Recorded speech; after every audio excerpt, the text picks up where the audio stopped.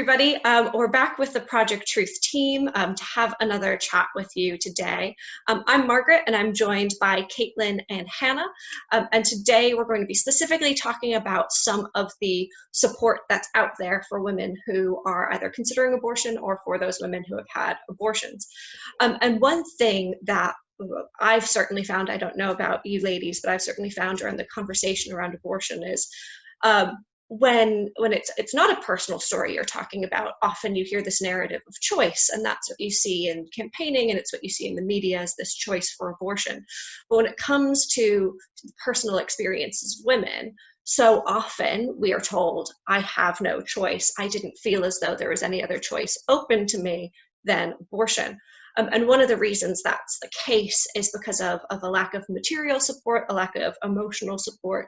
And for many women, they're feeling pressure and even sort of explicit coercion from family members and from partners who are almost compelling them to have abortions. And so this is a really serious topic. And I think often people think pro-lifers don't care about these issues, but of course we do. It's one of the most important things for us. So I think it'll be good to talk a little bit about that. So Caitlin, can you tell us a little bit about the sort of material support that is out there for women? Where do you see gaps in it? And where can women turn when they find themselves pregnant and without a safety net?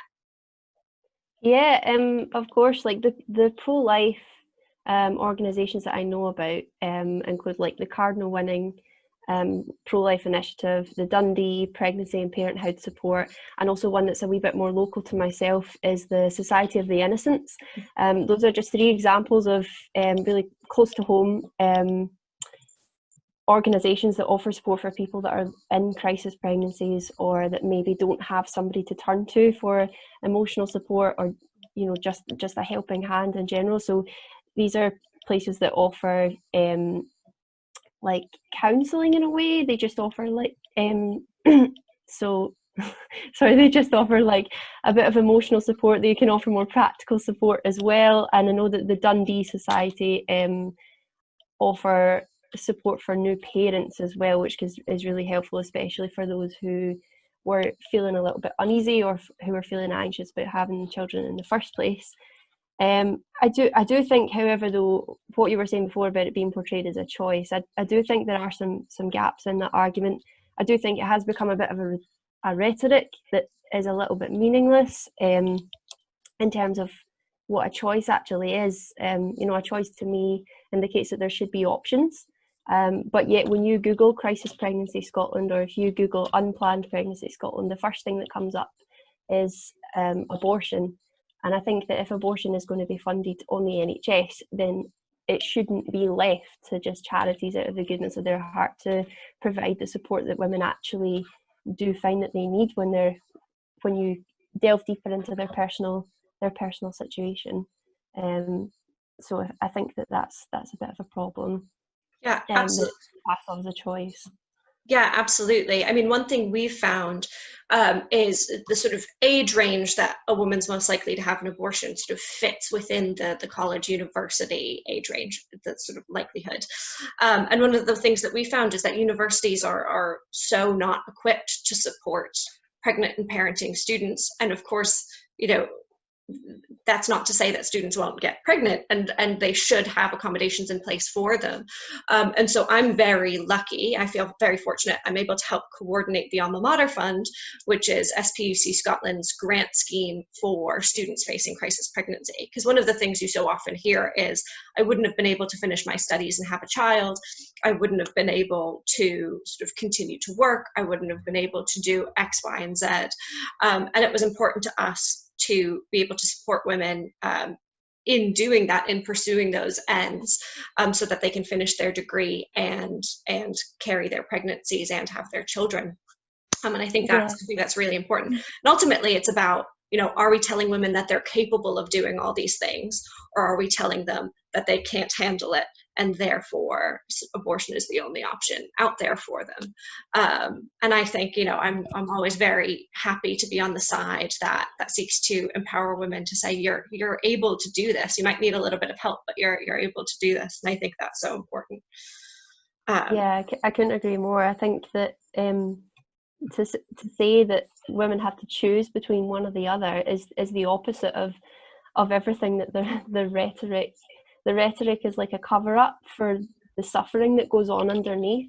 I feel like nobody's peeled back that choice to actually have a look at the personal circumstances and consider whether it's age, whether it's university, whether it's poverty, whether it's an abusive partner that is in this person's life that becomes a factor in their decision, and nobody's taken the time to consider a specific tailored support to help women who are in crisis, and instead we're empowering them by just telling them to have an abortion. And that's, like, to me, that's really sad. Absolutely. And so often you're right, there are these deep-seated issues that women are facing, and that the pregnancy isn't the cause of the issues, but it exacerbates them.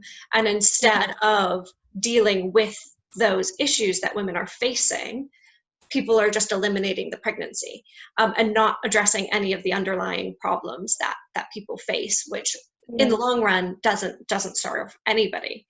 And sort of to pivot from that point, on the other end of it is so many women do feel railroaded into the decision of an abortion, and then struggle in the aftermath of it. And we know of Abortion Recovery Care and Helpline, which provides help to them. I mean, how much do you guys know about services like that? Yeah, well, I didn't actually know about any kind of services like that until I joined Project Truth and started this whole journey. And I know that many other friends of mine and family members had no idea, even ones that were pro-life, they didn't have a clue that this was available for women. And, there's, as we were saying, like in university, a lot of women who are studying, they actually do believe they can't succeed unless they have the abortion.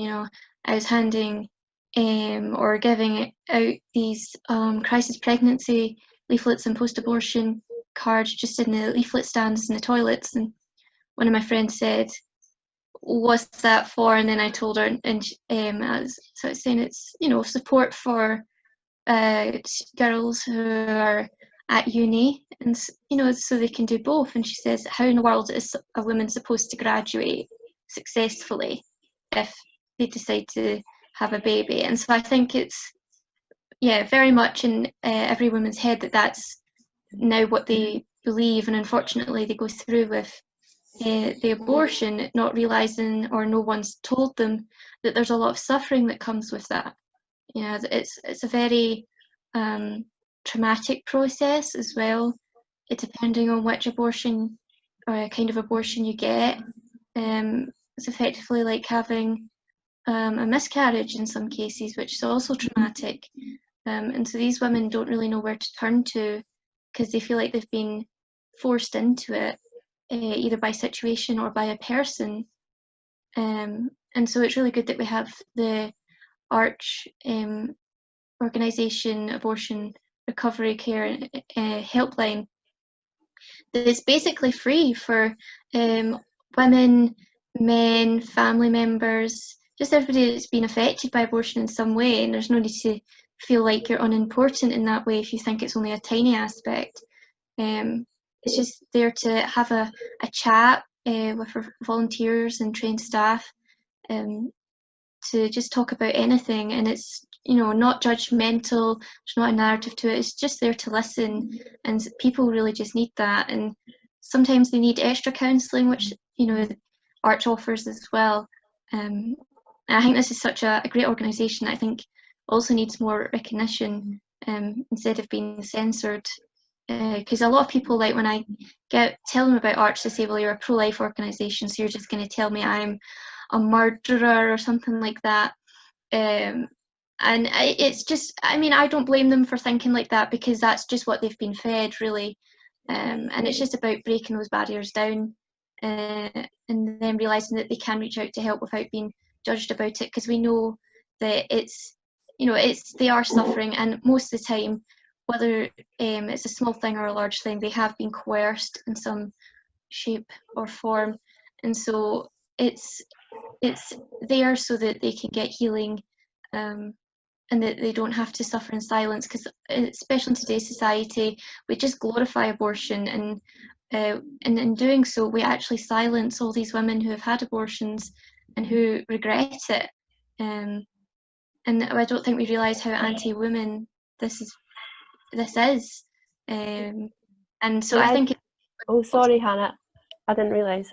I was just going to say, like, I actually had that exact same experience. Like, when I was doing a Project Truth stall, I had that experience where a woman stopped me in the street, and I can't even remember exactly what she said. It was a dismissive comment that she made anyway, until she realised that what I was holding in my hand was a leaflet with lots of different numbers for support, and Arch was one of them that was on there as well. And she was so surprised, and she was telling me that she was a doctor, so obviously she was pro-choice, but after recognising that we were offering support to women and considering the pain that they're feeling, she just looked as if she hadn't thought about it before.